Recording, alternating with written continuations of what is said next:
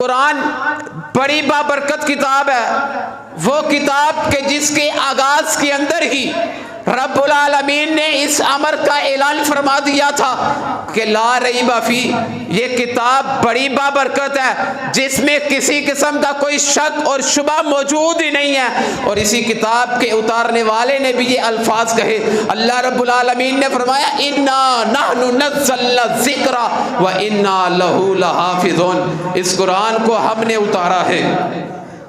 जरा तवज्जो करें हाँ, कि तौरात आई, ज़बूर आई, इंजील आई, किताबें खत्म हो गई, सहीफे आए खत्म हो गए, लेकिन अगर ये किताब मौजूद है, उनकी ड्यूटी उनकी लगी हुई थी कि जिन पे अल्लाह ने नाज़िल फरमाई उन्होंने इसकी हिफाजत करनी थी। लेकिन जब कुरान की बारी आई, अल्लाह तबारक व तआला ने इसकी हिफाजत का जिम्मा अपने लिए उठाया और फरमाया इन्ना नहनु नज़्ज़लना ज़िक्रा व इन्ना लहू लहाफ़िज़ून, इस किताब को उतारने वाले भी हम हैं और इस कुरान की हिफाजत करने वाले भी हम हैं ता क़यामत। ये किताब जिसमें किसी किस्म का कोई शक नहीं, कोई शुबा नहीं, हाल के अंदर तशरीफ ला चुके महबूब अवाम मोहतरम जनाब क़ारी बिनियामिन आबिद साहब हाफिज़हुल्लाह ताला, उनको खुशामदीद कहता हूँ, अहलन व सहलन मरहबा। तो मैं आपको अर्श वाले ने उतारा है और इस किताब की जिम्मा भी अल्लाह तबारक व तआला ने अपने पास रखा है कि कल क़यामत तक इस किताब की हिफाजत करेगा तो मैं अर्श वाला करूँगा।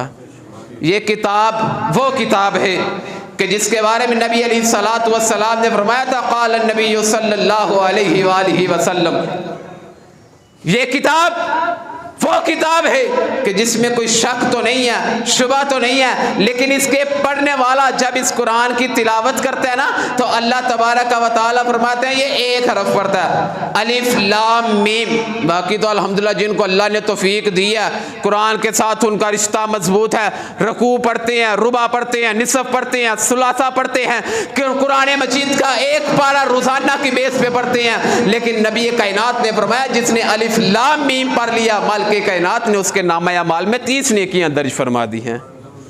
ये किताब बड़ी बाबरकत किताब है। इस किताब के साथ जिसने रिश्ता इस्तेवार किया, अल्लाह ने उसको एजाज़ात अता फरमा दिए। क़ाल नबी सल्लल्लाहु अलैहि वसल्लम इन्ना हाज़ल कुरान इजाज़ाउ, बेशक मालिक कायनात खालिक अर्ज़ व समा उन कौमों को अरूज अता फरमा देता है। यरफ़इल्लाहुल्लज़ीना आमनू, उन लोगों को अल्लाह बुलंदियाँ अता फरमा देता है जो कुरान के साथ अपना रिश्ता इस्तेवार कर लेते हैं। वयज़उ बिही आखरीन, और जो कुरान के साथ अपना रिश्ता मजबूत नहीं करते, ऐसी कौमों को अल्लाह तबारक व तआला निस्तो नबूद फरमा देता है।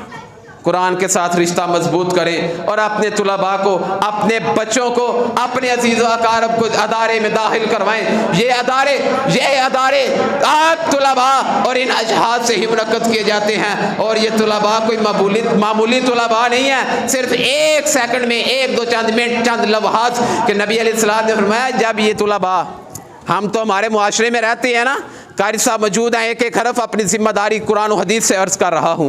फरमाया जब ये तुलबा घर से निकलते हैं, अल्लाह तबारक व तआला के नूरानी मखलूक इनके पाँव के नीचे अपनी रहमत वाले पर बिछा देते हैं।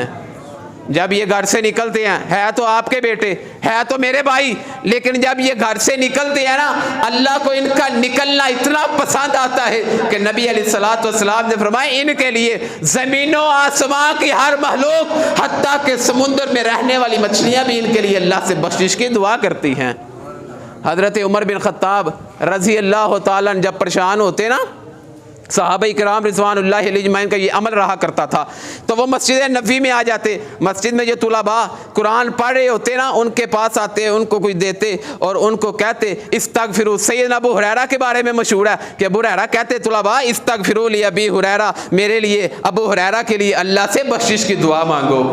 ये तुलबा वो तुलबा हैं कि जिन पे अल्लाह अपनी रहमत, अपनी सकीनत, अपनी बरक़ात का नज़ूल फरमाता है। और ये तुलबा अल्हम्दुलिल्लाह सुम्मा अल्हम्दुलिल्लाह ये अदारा अपने बेटों को मस्जिद में दाखिल करवाएं, हिफ़्ज़ करवाएं। कुरान मजीद अगर वो याद कर जाएंगे, कायनात के रब की कसम तुझे बड़ा ही अगर कोई दुख, मसाइब और परेशानियों में घेरे में ले रखा है, एक काम कर, अपनी औलाद में से एक बेटे को या बेटी को अदारे को दे दे, मस्जिद को दे दे, कायनात के रब की कसम उठाकर कहता हूं, मालिक कायनात तेरे तमाम दुखों को दूर फरमा देगा।